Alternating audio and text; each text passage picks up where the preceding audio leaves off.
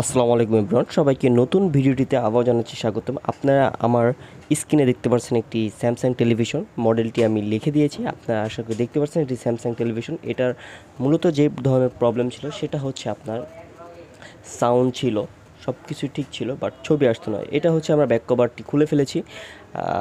আমার সামনে যেই আপনি স্ক্রিনে নাম্বারটা দেখতেছেন, আপনার টেলিভিশন রিলেটেড যে কোনো প্রয়োজনে আমাদের সাথে যোগাযোগ করতে পারেন। এটি হচ্ছে মাদারবোর্ড। সো আমি একটু দেখানোর ট্রাই করতেছি, আশা করি আপনারা দেখতেছেন। আর এটি হচ্ছে পাওয়ার বোর্ড।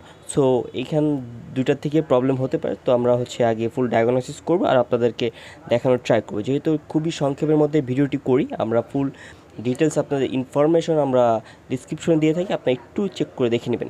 সো আমরা হচ্ছে খুলে ফেলেছি। মূলত আমরা ব্যাকলাইট থেকে প্রবলেমটি পেয়েছি, আমরা ব্যাকলাইটের উপরে কাজ করব। তো আমরা এখন কাজ করতেছি, আমরা অলরেডি কাজ ডান শেষের দিকে। সো আমরা এটা হচ্ছে রিপেয়ার করে দিয়েছি, খুব লো একটি চিপ কস্টের মধ্যে এটি রিপেয়ার করে দিয়েছি। জানি এটা একটা ভালো সার্ভিস দেবে, যেহেতু fresh new TV.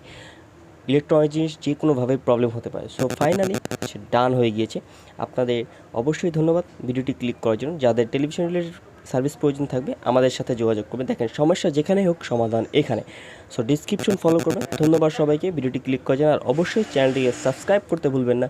Subscribe to my YouTube channel. ধন্যবাদ ধন্যবাদ ধন্যবাদ। কারো টেলিভিশন রিলেটেড সার্ভিস প্রয়োজন হলে আমাদের সাথে যোগাযোগ করবেন। তো ধন্যবাদ সবাইকে, আজকে এখানেই বিদায় নিচ্ছি।